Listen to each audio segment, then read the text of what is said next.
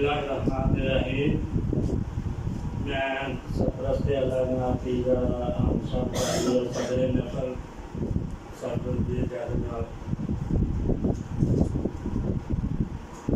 आड़ी बाड़ी लोका अंदर सारी उम्र गुजारी, मोहम्मद शाह नू दुनिया जाने गल ना करे उधारी।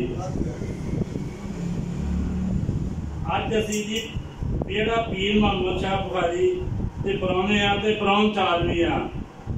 मोहम्मद हसनैन पट्टी की किताब कूफ पाकिस्तान कूफ दा मुख बखाली कठ बेड़ा पीर मोहम्मद शाह ते सरपरस्त चेयरमैन पीरजादा सैयद हमद अली शाह बुखारी और सजादा नशीन दरबार पीर मोहम्मद शाह बुखारी रहमतुल्लाह अलैह इनकी सरपरस्ती च हो रहा है। इस किताब के लिखारी जनाब मोहम्मद हसनैन भट्टी साहब बेड़ा पीर मोहम्मद शाह के जनरल सैकटरी भी ने ते बंदा जरा कादम तुहाडा जिला सियालकोट का पीर बेड़ा पीर मोहम्मद शाह का जिले सियालकोट का लालन है। मेरी गल इस तरह है कि पंजाब की रावलपिंडी डिवीजन नूं एजाज हासिल है। इस जूह के मुंड कदीम तो पंजाबी जबान के महान सूफी शायर सियाने दानिशवर होए ने, जिस तरह के पीर सैयद मेहर अली शाह साहब, पीर मोहम्मद शाह बुखारी रहमतुल्लाह अलैह,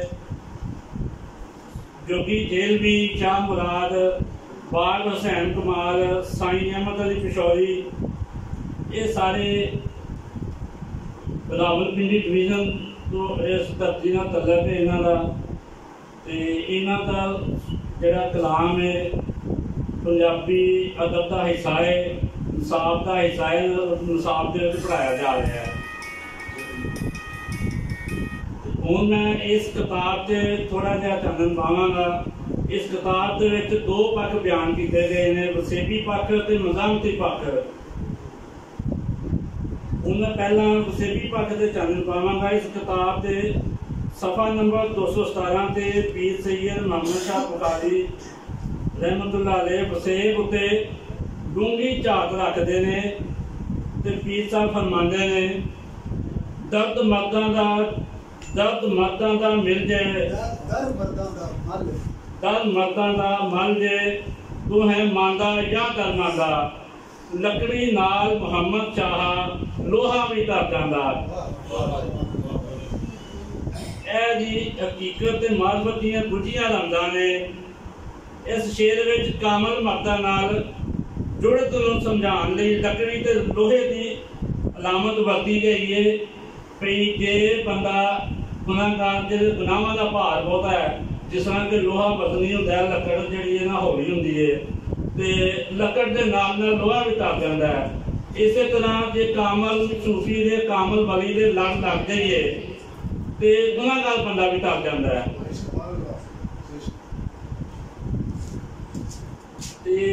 एक होर पीर साहब फरमाते हैं, पंजाब के जरी वसेब नूं मुख रखदे होया फरमाते हैं, लस्सी खट्टी बूर अलूना, मक्खन पतला पानी, जेड़ी जट्टी दीगर वेले पाए दुध मधानी। इहदे जड़ा ना इस शेर विच वेले की वंड नूं वेले की सांभ नूं दस्सिया गया है। और ये जड़ा दुनिया के वसेब के लिहाज नाल भी है तो रूहानी लिहाज नाल भी है। वसेब का एक जिस तरह दीगर का जिक्र किया जी, जरा पिछले वेले बीबी जी मधानी पावे उन्हें फिर की मक्खन करना है तो की उन्हें लस्सी बनानी है। तो जी रूहानी पाखे का वो ये वे भी दुनिया के बंदे आने का पता है, जान का कोई पता नहीं। तो बंदा टाइम नाल अपने तैयारी करे अगर जान की, नेक कमाल करे, अगे जाके वही काम आने ने। नहीं तो फिर वो हिसाब होंगे वेले की नमाज तो वेले दियां कदरां। हाँ जी, पीरजादा सैयद हमद अली शाह बुखारी अपने जद्दे अमजद पीर मोहम्मद शाह बुखारी खंजावी रहमतुल्लाह अलैह उन्हां वांग मां बोली की सेवा विच रजे ने ते मां बोली पंजाब मां बोली पंजाबी ते पंजाब दे वसेब नाल अपनी जुड़त दा इजहार कुछ इस तरह करते हैं। पीर साहब आंदे जी, मैं ते मेरी दख पंजाबी, मैं ते मेरी दख पंजाबी, मैं तो नहीं हो वक पंजाबी, मिठी खंड पतासे वर्गी तू ही थोड़ी चख पंजाबी, मिठी खंड पतासे वर्गी तू ही थोड़ी चख पंजाबी।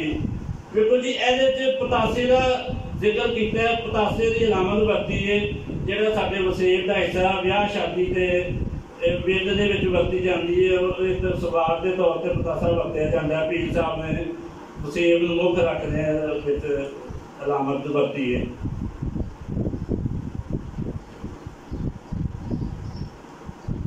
इसी तरह कूक पाकिस्तान कूक के सफा नंबर 274 से मौलवी गुलाम रसूल आलमपुरी रहमतुल्लाह अलैह वसीब नाल अपनी जुड़त का इजहार करते हैं। उन्हें पंजाबी की सिर्फ 12 माह के चंद अशार उन्होंने मैं पेश करांगा। शायर आखदा जी, चेत चढ़िया चेत चितारा दिल पर मैनू नजर ना आवे, दिल विच हरदम ओहा वसदा ना विच चशम समावे। अगला शेर जी, पो महीना ठंडा चढ़िया जिगर बतेरा सड़िया, लंबी रात फराकां वाली यार न मुड़ घर बड़िया। इस तो बाद वसेबी शैवां विच हुक्के दी अलामत नूं वरतदियां होया मौलवी गुलाम रसूल आलमपुरी ते एक बेली ने हुक्के दी ना चिरम टोपी जो अग धरी दी है, टोपी ना टुट जाती है। ते पीर साहब वसीब नूं चिरम नूं हुक्के दी वरतदियां होया फरमांदे रहे, हुक्के दीयां 2 टोपियां अपने एक होर बेली नूं खत लिखदे ने, खत दे विच शेर लिख के भेजदे ने। हुक्के दीयां 2 टोपियां हथ लगन ते गल, शेख बसन ने भन्निया एक अज एक कल। हुण हुक्के दी टोपी हुक्का जिहड़ा साडे वसेब दा अहम हिस्सा है, जिहड़ा कि सदियां तो चलिया आ रहा है। हुक्का अज भी बाबे बुजुर्ग बैठक च अपने डेरे बैठ होकर लोग पींदे ने, महफल लगती है ते वसेब नूं मुख रखदे हैं। पीर साहब आंदे ने, हुण जी मैं मज़ामती पक्ष बयान करांगा। जिहड़े लोग आखदे ने ना कि मज़ामत सूफिया ने पंजाबी मज़ामत नहीं करते, सूफिया कराम ने मज़ामत नहीं की, सिर्फ तबलीग की है। मैं उन्होंने दसना चाहना कि सूफी सियाणियां ने मज़ामत का दर्स भी दिता है। उन्होंने कई बारी आख्या है कि बातल का साथ दिओ, हक के खिलाफ बातल से डट जाओ। ये पीर सैयद वारिस शाह फरमाते ने,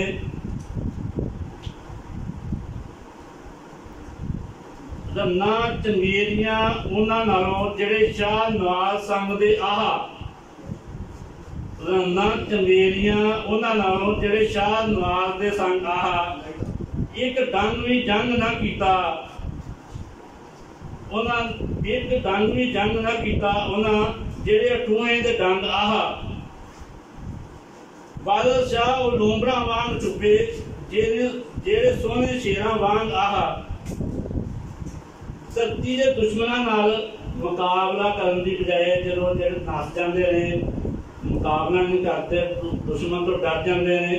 ये उन्होंने सिर्फ मज़ामत जी है बकर के हाकम के खिलाफ नहीं, मज़ामत अपने आप के नाल भी है कि जो धरती का दफा नहीं करते, अपनी माँ बोली का दफा नहीं करते, उन्होंने भी मज़ामत है।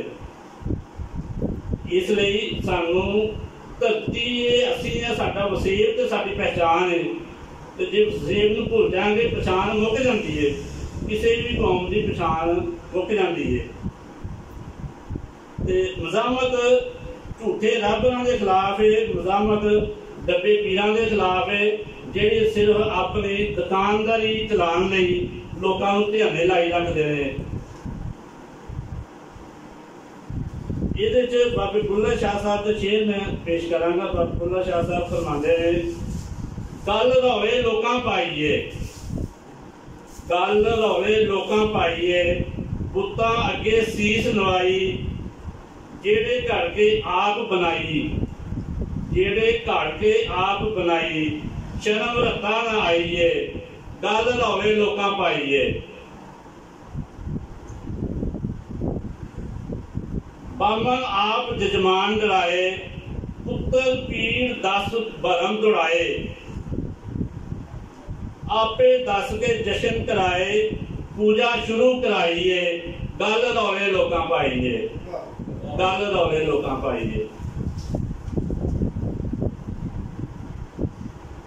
इस किताब के सफा नंबर 144 ऊट पाकिस्तान ग्रुप के सफा नंबर 144 बाबा बुल्ले शाह रहमतुल्लाह अलैह जालम ते जाबर हुक्मरानां के खिलाफ मज़ामत का दर्स देते हैं। कुछ आप इस तरह फरमाते हैं, कसर नाम कसूर है, ओते मुँह सकन न बोल, ओते सच्चे गर्दन मारिए, ओते झूठे करन कलोल, कसूर बेदस्तूर, ओते जाना बनया जरूर, ना कोई पुण्य ना कोई दान, ना लाग ना दस्तूर।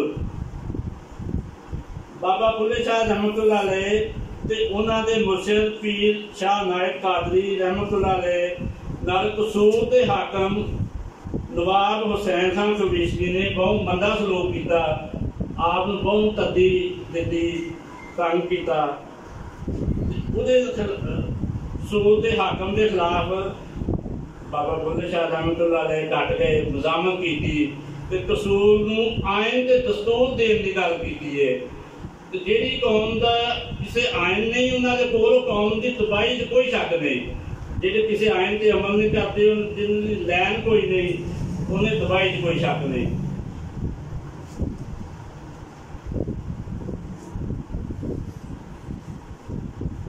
ऐसी किताब बाबा फरीदुद्दीन चंद शेखर रहमतुल्लाह अलैह फरमाते ने, कूक फरीदा कूक, तू ज्यों राखा जवार, जब लग टांडा ना गिरे तब लग कूक पुकार।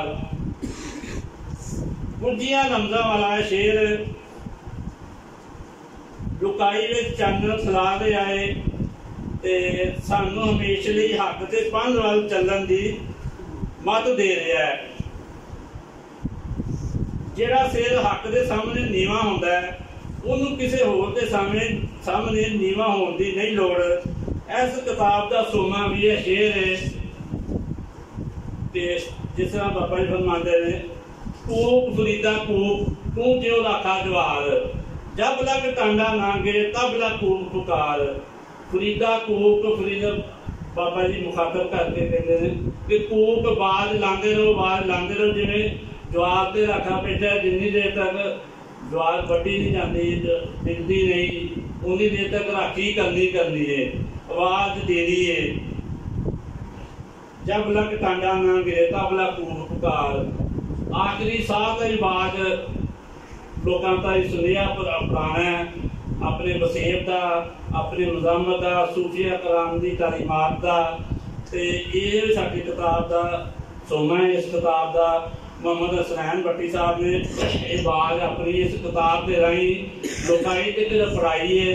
तो ये हुण साडा काम है कि असीं जिहड़ा ना लोकाई नूं चानन दईए, किताब का मुताला करिए, किताब पढ़िए। लिखारी ने जनाब मोहम्मद हसनैन भट्टी होरां 35 सूफी शायर दानश्वर सूझवान उन्हों का मुताला, उन्होंने कलाम से चानन पाया है। 500 किताब का मुताला किया आपने। इन्नी जदोजहद बाद 6 तो 7 साल के अरसे इन्नी मेहनत दिन रात एक करके मेहनत करके आपने अपनी नींद की परवाह नहीं की। ये किताब जी है अज साढ़े हाथों के आई है।